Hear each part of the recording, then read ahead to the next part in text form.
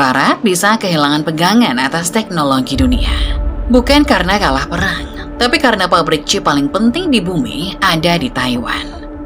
Kalau China dan Taiwan bergerak makin searah, maka AI, pusat data, industri militer, sampai kecepatan inovasi Barat bisa terancam. Hari ini, Taiwan masih memproduksi lebih dari 90% chip paling maju di dunia, dan perusahaan TSMC sendiri memegang sekitar 70% pasar foundry global, yakni pabrik yang membuat chip untuk merek lain. Jadi yang diperebutkan di sekitar Taiwan bukan sekedar wilayah, melainkan pusat produksi teknologi paling vital di abad ini.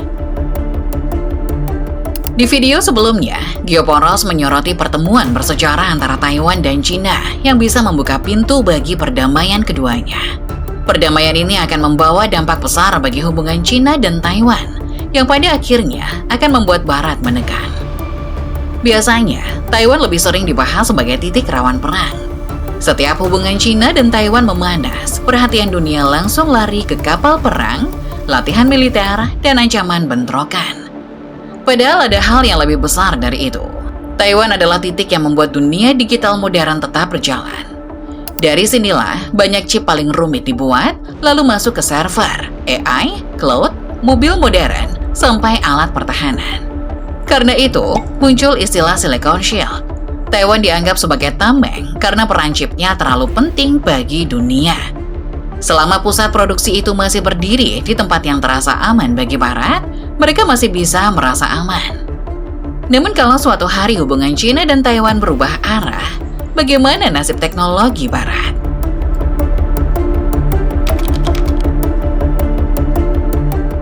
Kalau Taiwan hilang dari peta chip dunia, yang terganggu bukan cuma satu industri. Banyak bagian dari hidup modern ikut kena. Bukan karena Taiwan punya pasar paling besar, tapi karena Taiwan memegang tahap produksi yang paling sulit cepat. Hari ini, Taiwan masih menjadi pusat penting dalam rantai chip global. Pulau ini menyumbang lebih dari 60% pendapatan foundry dunia dan lebih dari 90% produksi chip paling maju.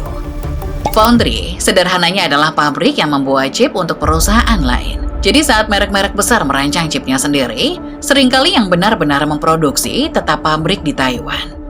Pada 2024, industri semikonduktor Taiwan menghasilkan lebih dari 165 miliar dolar Amerika, setara sekitar 20,7% dari seluruh ekonomi pulau itu. Di tengah posisi sebesar itu, nama yang paling penting adalah TSMC. Perusahaan ini bukan sekedar pemain utama. TSMC adalah pabrik yang membuat chip untuk banyak perusahaan teknologi terbesar di dunia. Apple, Nvidia, dan AMD, termasuk yang sangat bergantung pada kemampuan manufakturnya. Itu sebabnya Taiwan tidak bisa dibaca sekedar sebagai wilayah yang rawan perang. Taiwan adalah tempat di mana banyak otak dari teknologi modern benar-benar dibuat. Supaya lebih gampang dibayangkan, lihat saja kemana chip-chip ini akhirnya pergi. Chip paling maju dipakai untuk server AI, pusat data, komputasi awan, mobil modern, sampai alat pertahanan.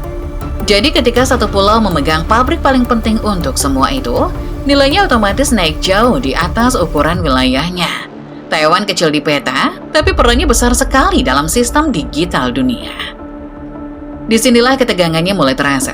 Selama pabrik paling vital itu masih berdiri di Taiwan, dunia akan terus bergantung pada satu titik yang sama.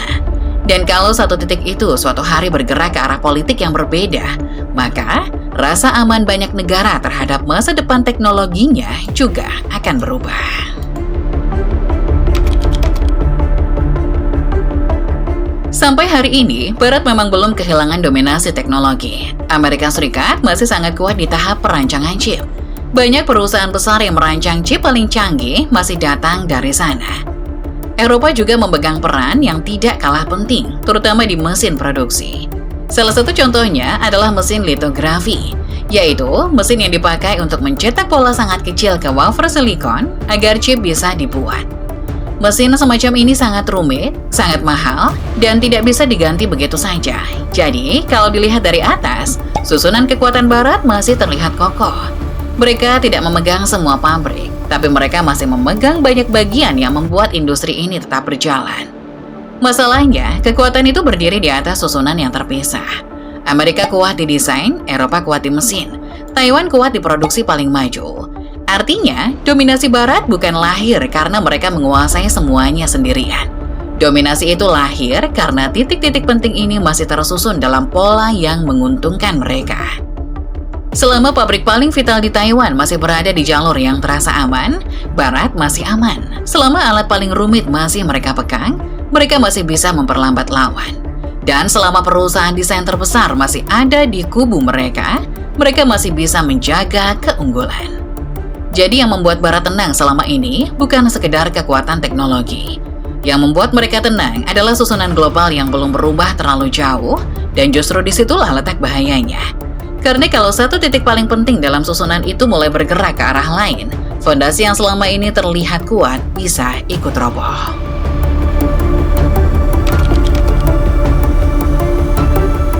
China sampai hari ini memang belum berada di puncak industri chip paling maju. Negara itu masih tertahan di alat produksi kelas atas dan proses pembuatan yang paling rumit. Tetapi itu tidak membuat Barat tenang. Sebab yang mereka lihat bukan cuma posisi China hari ini, melainkan arah gerakannya. China belum sampai ke atas, tetapi lajunya terus mendekat. Kalau dilihat lebih dekat, kekuatan China sekarang bukan datang dari satu lompatan besar, melainkan dari banyak langkah kecil yang terus ditumpuk. China sudah sangat kuat di chip generasi lama yang tetap dipakai luas di mobil, alat industri, peralatan rumah tangga, dan banyak perangkat elektronik. China juga kuat di tahap belakang industri chip, seperti perakitan pengujian dan pengemasan akhir sebelum chip masuk ke produk. Tahap ini memang tidak sepopuler pabrik chip paling maju, tapi tetap penting. Kalau tahap ini dikuasai, fondasi industrinya ikut menguat. OECD juga mencatat bahwa banyak rantai pasok semikonduktor dunia makin bergantung pada China untuk sejumlah input dan proses penting di sepanjang rantai produksinya. Yang membuat situasinya makin serius, tekanan dari Barat justru ikut mendorong China bergerak lebih cepat. Pembatasan ekspor alat dan teknologi chip memang dirancang untuk memperlambat laju China. Tapi CSIS menilai efek sampingnya justru besar. China dipaksa mempercepat kemampuan dalam negeri, mencari pengganti pemasok asing, dan membangun ekosistem yang lebih mandiri. Jadi tekanan itu memang bisa menahan China di satu sisi, tetapi di sisi lain juga membuat China punya alasan lebih kuat untuk menutup kekurangannya sendiri. Jadi, ancaman yang dihadapi Barat paling nyata adalah kenyataan bahwa tiap tahun China terus mengurangi jarak. Dan kalau arah itu suatu hari bertemu dengan Taiwan yang memegang pabrik chip paling penting di dunia, maka susunan lama yang selama ini membuat Barat tenang bisa mulai berubah.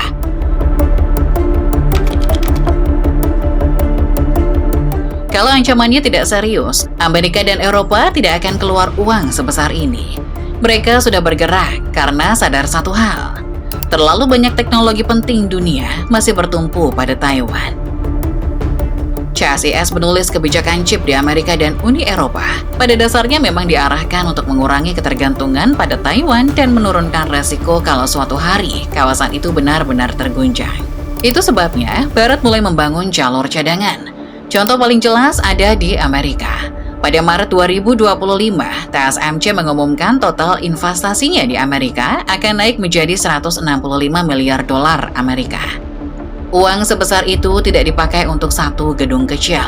TSMC bilang ekspansi ini mencakup 3 pabrik baru, 2 fasilitas advanced packaging, dan 1 pusat riset besar. Advanced packaging sederhananya adalah tahap pengemasan chip kelas tinggi supaya bisa dipakai untuk kebutuhan yang lebih berat termasuk AI. Arah pesannya jelas. Barat sedang mencoba memastikan bahwa kalau suatu hari nanti ada guncangan besar di sekitar Taiwan, mereka tidak langsung chaos. TSMC juga menyebut fasilitas Arizona sudah masuk produksi massal sejak akhir 2024. Dan yang menarik, TSMC secara terbuka mengatakan, ekspansi ini dilakukan untuk mendukung pelanggan besar Amerika seperti Apple, Nvidia, AMD, Broadcom, dan Qualcomm. Artinya, yang sedang diamankan bukan cuma pabrik, yang sedang diamankan adalah rantai teknologi Barat sendiri. Masalahnya, langkah ini juga menunjukkan sesuatu yang lain. Barat memang sudah sadar resikonya, tapi mereka juga tahu memindahkan pusat produksi chip tidak bisa dilakukan dengan cepat. Karena itu, semakin besar proyek relokasi ini, semakin jelas pula bahwa rasa aman lama mereka memang sedang goyah. Kalau Taiwan dan China bersatu, Barat tidak langsung kehilangan semua teknologinya. Amerika tetap punya banyak perusahaan yang merancang chip, Eropa tetap punya mesin produksi yang sangat penting. Jadi perubahan paling besar bukan terjadi di hari pertama dalam bentuk Barat langsung kalah. Perubahan pertama justru ada di posisi tawar. Selama ini, perusahaan-perusahaan Barat masih bisa merasa aman karena pabrik chip paling penting di dunia berada di Taiwan. Dan Taiwan masih berdiri di luar orbit China. Jadi, mereka tetap bisa merancang chip di Amerika, lalu memproduksinya di Taiwan, tanpa merasa jalur itu sudah sepenuhnya dekat ke lawan strategis mereka. Kalau Taiwan dan China bersatu, rasa aman itu hilang. Karena jalur produksi paling penting di dunia tidak lagi terasa netral bagi Barat. Dan ini bukan ketakutan tanpa dasar. Pada kuartal pertama 2026, 76% pendapatan TSMC datang dari pelanggan Amerika Utara. Pada periode yang sama, 61% pendapatan TSMC datang dari HPC, yaitu komputasi performa tinggi seperti server AI dan pusat data. Di laporan yang sama, TSMC juga menunjukkan bahwa 74% pendapatan wafarnya datang dari chip 7 nanometer ke bawah, yaitu chip paling maju yang dipakai untuk komputasi berat. Jadi kalau hubungan politik di sekitar pabrik ini berubah, yang lebih dulu gelisah bukan pasar umum. Justru perusahaan-perusahaan teknologi dan infrastruktur digital Barat sendiri. Perubahan kedua ada di efektivitas tekanan Barat. Hari ini Amerika dan sekutunya masih bisa menekan China lewat pembatasan ekspor chip dan alat produksi. Strateginya sederhana, China boleh tumbuh, tapi jangan sampai terlalu cepat menutup celah di chip paling canggih. Masalahnya, kalau Taiwan dan China makin menyatu, maka titik manufaktur paling penting justru berdiri makin dekat ke pihak yang sedang mereka tekan. CSIS menulis bahwa Amerika dan Uni Eropa sama-sama sangat bergantung pada chip yang dibuat di Taiwan. Dan keduanya bisa menghadapi gangguan ekonomi yang sangat berat jika ekspor chip dari pulau itu terganggu. CSIS juga menegaskan bahwa baik Amerika maupun Eropa belum punya kemampuan produksi skala besar untuk chip paling maju di Note 2 dan 3 nanometer. Kemampuan itu terutama masih berada di Taiwan. Perubahan ketiga ada di perlombaan AI. Hari ini, AI tidak bisa jalan hanya dengan modal pintar. AI butuh chip paling canggih, server, dan pusat data dalam jumlah besar. Masalahnya, banyak chip penting itu masih diproduksi di Taiwan. Kalau Taiwan dan China bergerak makin menyatu, Barat tidak langsung kehilangan teknologinya. Tapi akses mereka ke chip paling penting bisa jadi lebih tidak aman. Dan kalau pasokan chip ini mulai terganggu, laju AI Barat juga ikut melambat. Perubahan keempat ada di arah investasi dunia. Kalau Taiwan dan China bersatu, perusahaan-perusahaan Barat tidak akan menunggu tenang. Mereka akan mempercepat pemindahan kapasitas, mencari pemasok alternatif, dan membangun jalur cadangan lebih agresif. Tetapi masalahnya, memindahkan industri chip bukan seperti memindahkan pabrik sepatu. Rantai ini terlalu rumit, terlalu mahal, dan terlalu lambat untuk dibongkar cepat. Itu sebabnya Amerika dan Eropa sudah mulai bergerak sekarang. Bukan karena semuanya terlambat, tapi karena mereka tahu kalau menunggu terlalu lama, posisi tawar mereka bisa mengecil lebih cepat daripada kemampuan mereka membangun pengganti.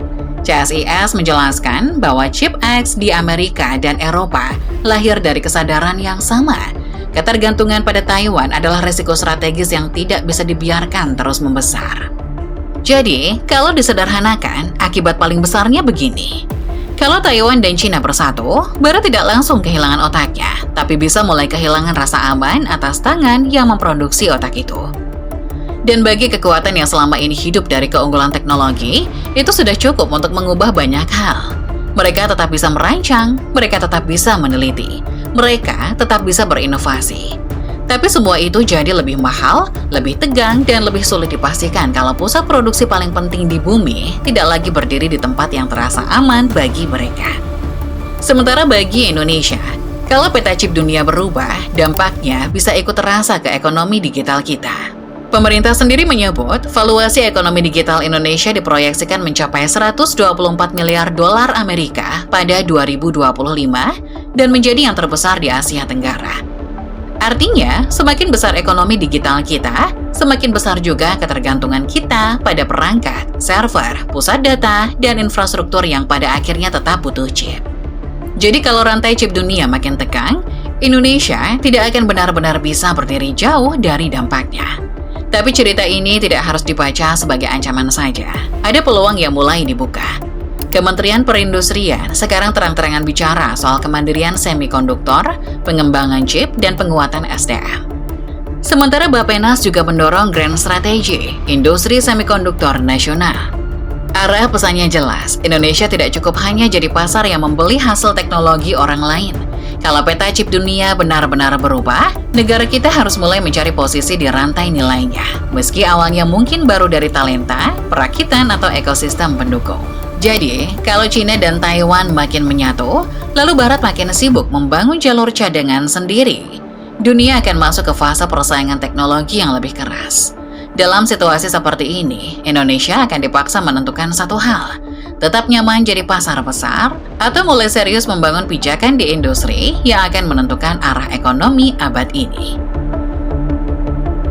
Barat hari ini belum kehilangan dominasi teknologinya, pegangannya masih ada, jalurnya juga belum putus. Tapi kalau China dan Taiwan makin menyatu, yang mulai goyah keyakinan lama bahwa masa depan teknologi dunia akan selalu aman di tangan Barat. Dan kalau keyakinan itu hilang, perubahan paling besar mungkin tidak datang dari medan perang, tapi dari pabrik chip yang hari ini masih berdiri di Taiwan.